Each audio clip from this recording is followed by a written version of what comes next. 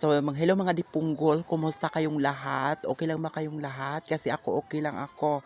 So, ayan guys, galing pala ako doon sa garden, then naka-feel ako ng gutom doon, then tinignan ko yung lalagyan ng bigas. Wala palang bigas doon, naubos na palang bigas doon. So, nagdali-dali na lang ako nag-uwi dito sa aming bahay, no? So, pagdating ko dito sa bahay, nagsaing agad ako, and then pagtingin ko doon sa balde, wala namang tubig. So nainis ako guys, napunta na naman ako sa gripo. So nainis din ako, walang tubig doon. Diyos ko, burn na.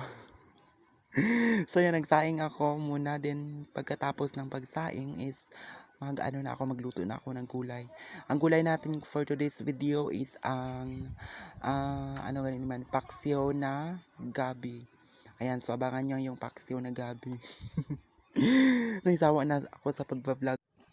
Ayan guys, so samahan nyo muna ako magbalat ng gabi. So ang unahin natin is yung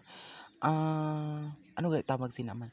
Yung laman ng gabi. Yun. So, kailangan talaga guys, pag magbalat ka ng gabi is kapalan mo yung pagbalat mo. Kasi kung hindi mo kapalan yung pagbalat mo is siya. Tawag sinaman? Yung katul siya. Katul siya. So, dili na pwedeng anuhan mo lang. Nipison lang mo. So, kailangan din makapal yung mo, pagpanit mo or pagbalat mo ng gabi. Ayan. So, habang nagbabalat ako ng gabi, is naisip ko na masarap na kumain. Gutom na ako, takam na ako sa lulutuin ko.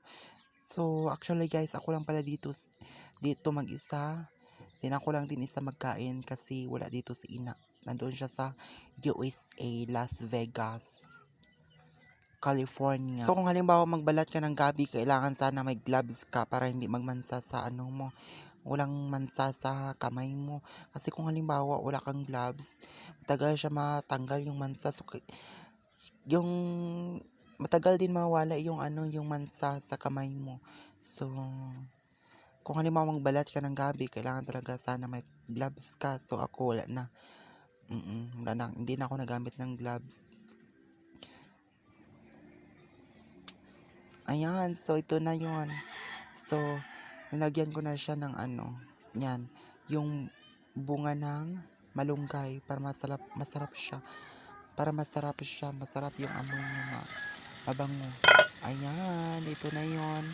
Malapit na siya maluto. Makakakain na talaga ako. Gutom na ako. So, nilagyan ko siya ng yung tuyo. Ayan, so lagyan natin siya ng vinegar. Yes, lagyan natin siya ng vinegar. I-shake muna mga natin. Shake. Mga isang takip lang ilagay natin para hindi siya masyadong May isang takip lang siya. Ayan, isa lang.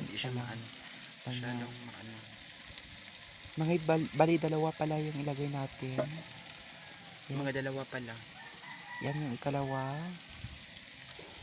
Yan. So, hanggang dyan lang muna ikalawa.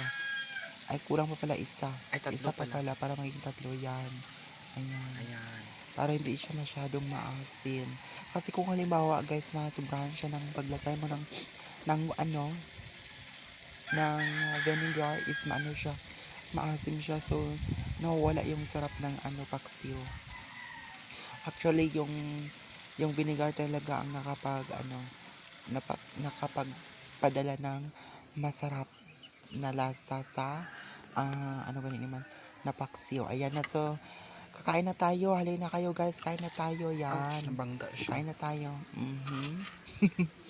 Tipunggol. Ayan. Yan.